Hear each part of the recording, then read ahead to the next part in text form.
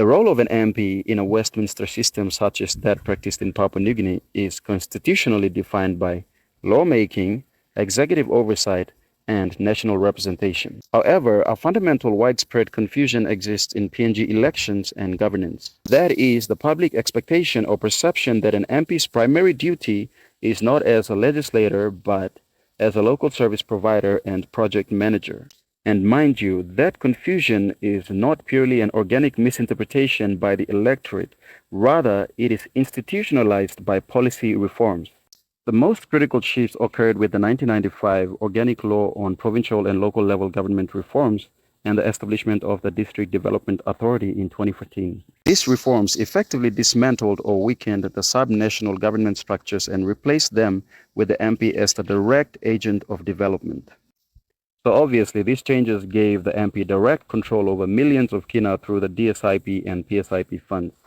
And so, by making the MP the chairperson of the DDA and the main conduit for capital expenditure in their electorate or district, the government or state has officially transformed the MP into an administrator and project funder, overshadowing the mandated role as a lawmaker. The immediate consequence of this dual role is the neglect of the MP's core constitutional responsibilities.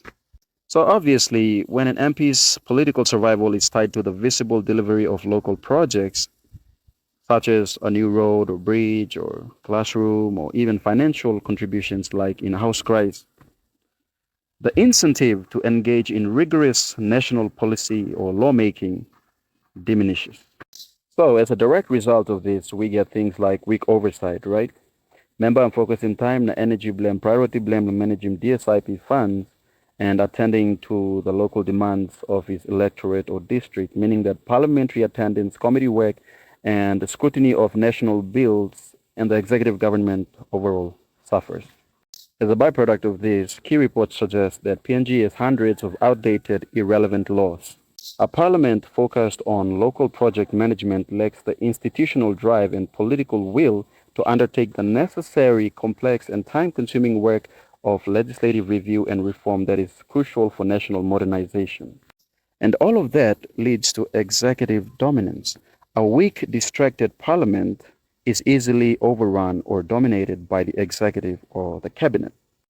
And so, with inadequate legislative debate and challenge, the executive government, the NEC in our case, can push whatever laws or constitutional amendment, example, Amendment number 48, which basically states that a prime minister who just survived a vote of no confidence cannot go through another vote of no confidence in the next 18 months. So that's why vote of no confidence failed last time.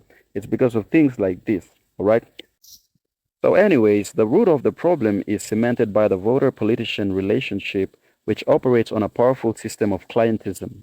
So voters, especially in rural areas where government services are scarce, do not view the election as a choice for a national policy leader. Rather, they view it as a contest for the redistribution of the PSIP and DSIP funds, right? They judge their MPs based on their ability to deliver tangible, localized, and personalized benefits, rather than their performance in national debate or legislative efficacy.